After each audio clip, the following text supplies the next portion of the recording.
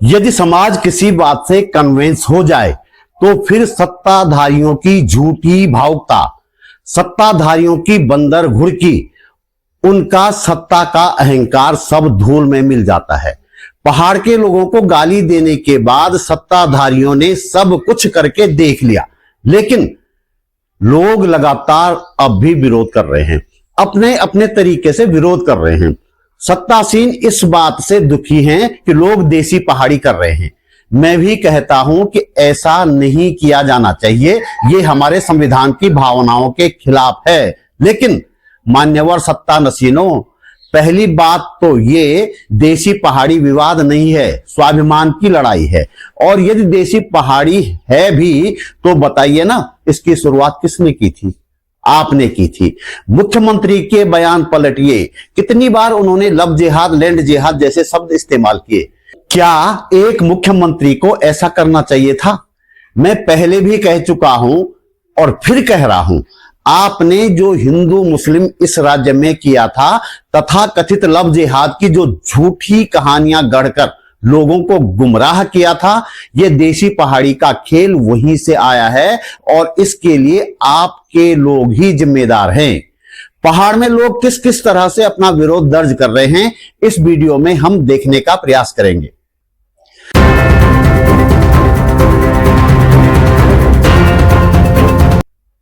नमस्कार, बात बोलेगी चैनल पर आपका स्वागत। मेरा नाम है त्रिलोचन भट्ट और मैं करता हूं जन सरोकारों की बात। इसमें किसी को संदेह नहीं होना चाहिए कि उत्तराखंड के लोग धर्मपरायण होने के साथ ही बहुत सीधे सच्चे भी होते हैं। इतने सीधे कि धर्म के नाम पर पाखंड करने वालों पर विश्वास करने लगते हैं। बीजेपी की उत्तराखंड में लगातार सफलता इसी का नतीजा है। लेकिन पहाड़ के लोग स्वाभिमानी भी होते हैं, यह बात बीजेपी वाले भूल गए थे। प्रेमचंद अग्रवाल ने जो कहा सो कहा ही।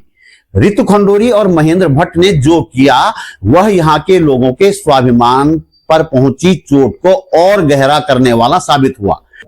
यही वजह है कि यहां के लोगों पर न तो प्रेमचंद अग्रवाल की गंगा किनारे वाली अपील का कोई असर हुआ और न महेंद्र भट्ट की मुकदमा दर्ज करने वाली धमकी का। पहाड़ के लोग किस किस तरह से प्रेमचंद अग्रवाल, महेंद्र भट्ट, ऋतु खंडूरी और बीजेपी के दूसरे नेताओं का विरोध कर रहे हैं, देखते हैं। यह वीडियो देखिए, हास्य और गुस्सा एक साथ व्यक्त करता है ये वीडियो। अरे तुरिंदा यार, तू पर से क्या जोड़ो है गढ़वा में तो सदन मसूली हट जाना तेरी गुड घाट में टेबल मैचेस मैंने गाय जोड़ो यार तो आओ रे लड़कों चूसते हैं पहाड़ को। ये कविता तो आपने सुनी ही होगी, हर्ष काफर की है। सोमेश्वर के हर्ष काफर और मुकेश की जोड़ी इन दिनों तमाम सामाजिक मसलों पर चुटीले अंदाज में बातचीत के माध्यम से लोगों का ध्यान खींच रही है। सुनिए पहाड़ियों को गाली वाले प्रकरण पर उनकी ऐसी ही चुटीली बातचीत। प्यारे पहाड़ियों, क्या सुना तुमने? साले पहाड़ियों, इतनी बेइज्जती कब हुई थी मुकेश हमारी? लेकिन ये भी भड़काऊ बात है। भड़कना नहीं है, बिल्कुल बिल्कुल नहीं। हमारी बातों को लाइट लेना है। हम सभी पहाड़ियों से, प्यारे पहाड़ियों से, शांत पहाड़ियों से, शांत लोग हैं यार, प्यारे लोग हैं। हम मध्य प्रदेश से आए हैं, राजस्थान से आए हैं, उड़ीसा से आए हैं। ये सारा एक ढूंढ रखा, एक ढूंढ यहाँ रखा, एक ढूंढ यहाँ रखा, ओढ़ गए थे उसको। वोड़े यहाँ रखा, हमारी आमाओं ने हटा दिया था, हटा दिया हमने पूरा पहाड़। आम टाइम पे हमसे कैसे बात करेगा वो? भरी रौनक भीतर बेटी, वो तो हमको कहेंगे। अब निकल गया, उसके मुंह से निकल गया। गलती हो सभी इंसान से होने वाली हो गया, निकल गया भाई। अब ऐसा थोड़ा गला थोड़ा पकड़ेंगे किसी का, उसका पकड़ भी नहीं सकते उसे। भड़काऊ भाषण मत दो बेटे, लोग नहीं बोल रहे, लोग सड़कों पर नहीं उतर रहे, ऐसी बातें मत कर दो। मैं कौन हूँ जो मेरे कहने पे उतर जाएंगे? ये वीडियो कम से कम 20,000 लोग तो देखते ही है ना, क्या पता उसमें से 20 लोग नहीं आएंगे सड़क पे, तो आने भी नहीं चाहिए भाई। हमारे घर पुलिस आ जाएगी।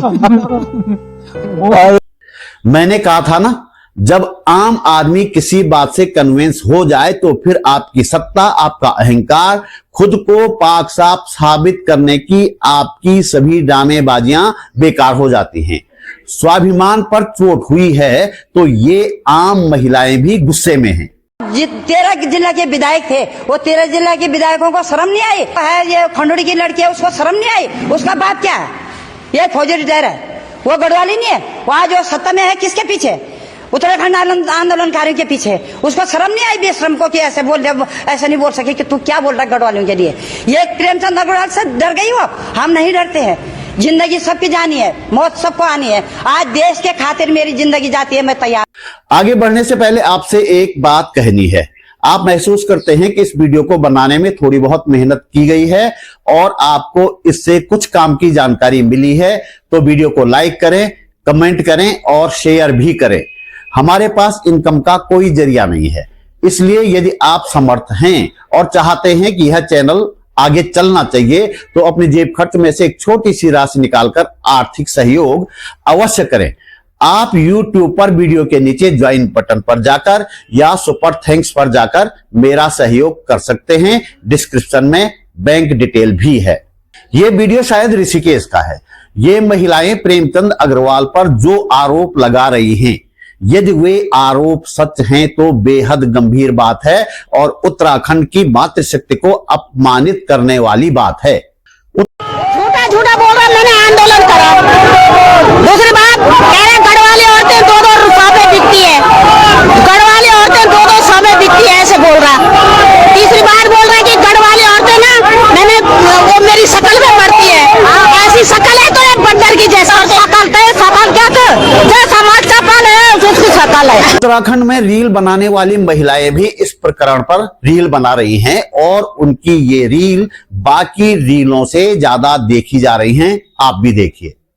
ये करवा बोला अला orang abcorolon tuh kecora tamna gali ono ye pare ta tamna gali bolo hamar utarkano walta kamna gali tuh kecora tamna ono sala sala ke wo sala गगरवालू भंगलू जमियान तेरे कूड़ी परा मैं तने मिल दू छोत में तिये लठन तेरे कपाल डंडे डंडे पे तने तेरे कपाल फोड़ दू नहीं।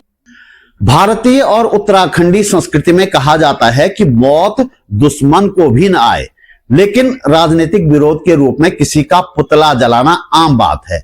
प्रेमचंद अग्रवाल की गाली के बाद कुछ लोगों ने उनके अंतिम संस्कार का कार्ड बनाया है। लिखा है, पहाड़ी जनमानस को बार बार गाली देने वाले विधायक मंत्री की आत्मा नरक लोक की यात्रा पर चली गई है, अब उनका अंतिम संस्कार किया जाना है।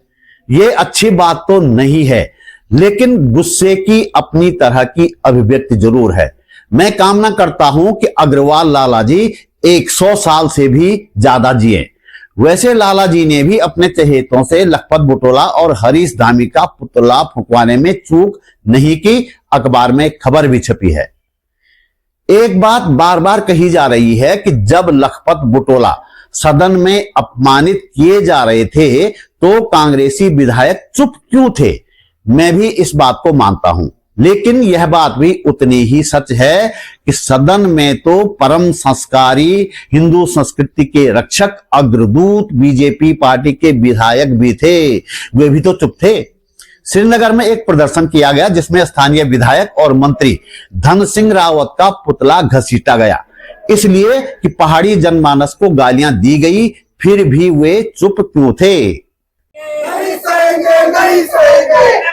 श्रीनगर विधायक धन सिंह रावत मौन क्यों? धन सिंह रावत मौन क्यों?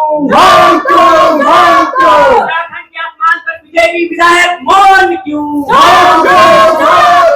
इस वीडियो के अंत में एक बात कहना चाहूंगा। बीजेपी वाले बेशक गुस्से को देसी पहाड़ी का रंग देने का प्रयास कर रहे हों, लेकिन वास्तव में ऐसा नहीं है। ये पहाड़ के लोगों के स्वाभिमान की लड़ाई है। इस राज्य में हमेशा से लोग मिलजुल कर रहते आए हैं। हाल के वर्षों में यदि इस राज्य में हिंदू मुसलमान और फिर देसी पहाड़ी का विवाद खड़ा हुआ है तो यह भी बीजेपी की ही देन है। जैसा कि मैंने वीडियो के शुरू में कहा था, समाज में भेदभाव पैदा करने के लिए बीजेपी वाले झूठी कहानियां गढ़ते हैं, जैसे पुरोला में गढ़ी थी और कुछ साल पहले अगस्त्यमुनि में भी गढ़ी थी। हमें सावधान रहने की जरूरत है। बीजेपी धार्मिक उन्माद फैलाने के लिए इस तरह की कहानियां गढ़ती है। अपराधी सिर्फ अपराधी होता है, उसकी जाति और उसका कोई धर्म नहीं होता। तो दोस्तों इस वीडियो में इतना ही। मेरा चैनल सब्सक्राइब करें, फेसबुक पेज फॉलो करें, बात बोलेगी .com भी जरूर देखें। जल्दी मिलते हैं एक और मुद्दे के साथ, एक और वीडियो में। नमस्कार।